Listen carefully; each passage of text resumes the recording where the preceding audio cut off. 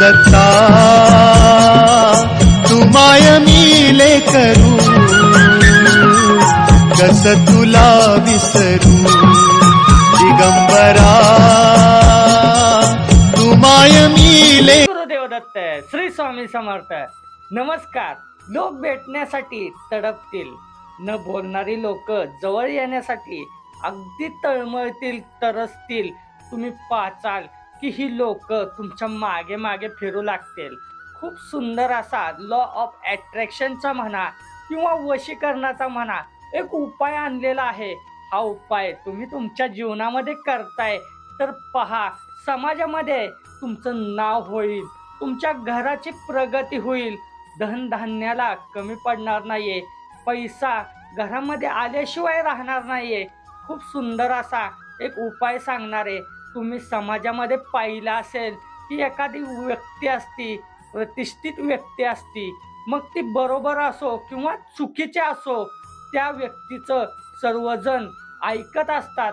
एखाद्या गावामध्ये प्रमुख व्यक्ती असतो आणि तो व्यक्ती त्या गावामध्ये स्वतःचे असं अस्तित्व निर्माण करतो आणि निर्माण केल्यानंतर तो गावातल्या लोकांना सल्ले देतो.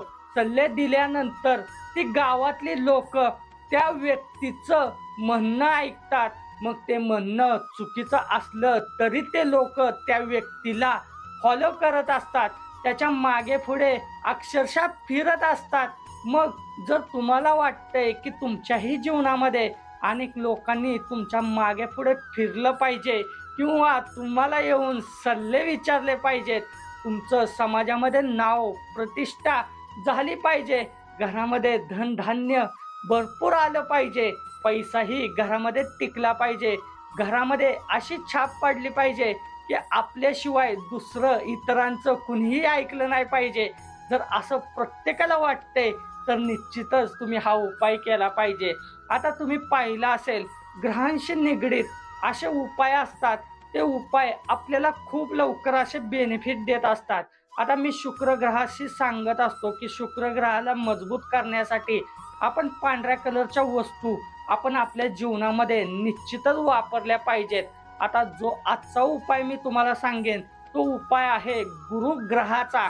आता गुरुग्रहाला जर आपण प्रसन्न करतोय तर बघा बाकीचे सर्व ग्रह शांत होतील. जरी तुमच्यावर रागावलेले असतील तर ते सगळे शांत होतील, कारण गुरुमध्ये एक पॉवर आहे. ज्याच्या मागे गुरु उभा असतो ना त्याचं कुणीही काही वाकडं करू शकत नाहीये. म्हणून तुम्हाला सांगतो, गुरु म्हणजे बृहस्पती, भगवान विष्णू, दत्तनारायण. दत्तनारायणांची सेवा आपण आपल्या जीवनामध्ये करत राहिली पाहिजे, म्हणजे आपल्याला कोणतेही ग्रह जीवनामध्ये त्रास देणार नाहीयेत.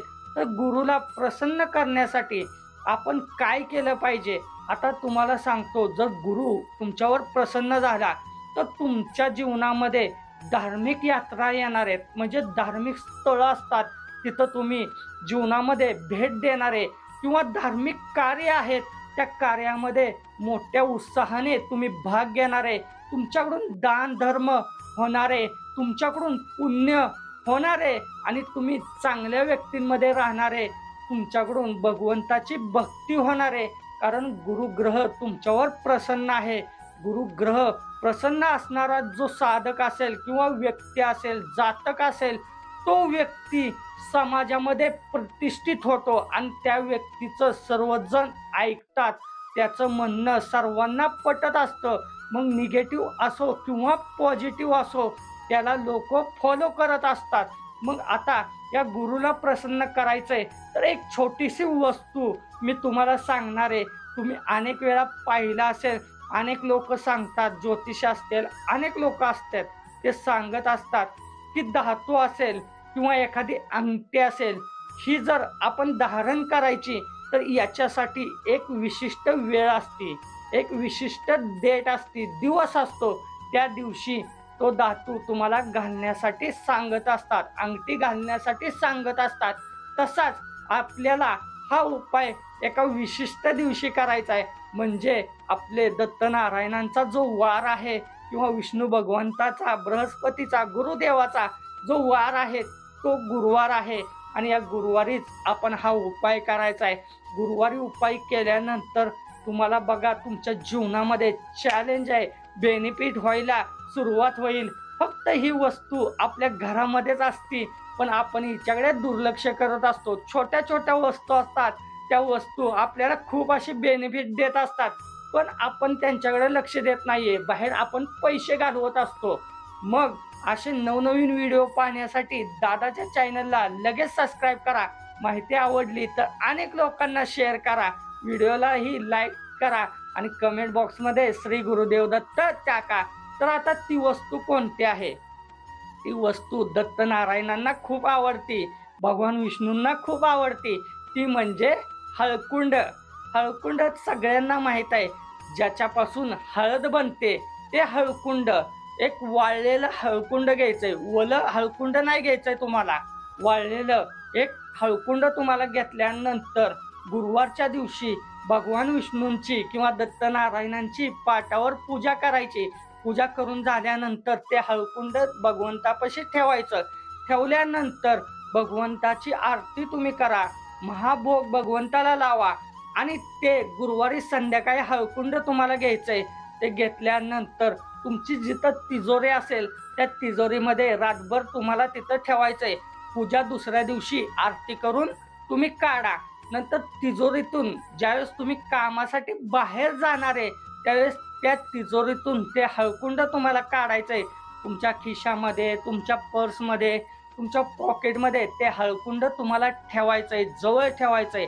याच्यामुळे काय होईल तर याच्यामुळे तुम्हाला सांगतो की एक पॉझिटिव्ह तरंग निर्माण होतील, पॉझिटिव्ह इम्पॅक्ट तुमचा अनेक लोकांवर पडेल आणि जे तुम्ही म्हणणं अनेकांना सांगताय ते म्हणणं अनेकांना पटू लागेल.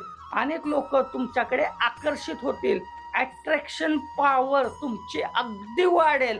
आणि हे हळकुंड जर तुम्ही तुमच्या दंडाला जरी बांधलं, एखादा लाल कलरचा किंवा पिवळ्या कलरचा धागा घेतला आणि दंडावर जरी बांधलं तरी चालेल. फक्त रोज जाताना तुम्ही 11 वेळेस हळकुंडाला हात करून स्पर्श करून तुम्ही नक्कीच ओम नमो भगवते वासुदेवाय, ओम नमो भगवते वासुदेवाय या मंत्राचा 11 वेळेस उच्चार करा आणि कामासाठी जावा. बघा कामं सगळी तुमची सुरळीत होतील. खूप सुंदर उपाय सांगितलेला आहे, सगळ्यांनी मात्र करून पहा. अवधूत चिंतन श्री गुरुदेव दत्त.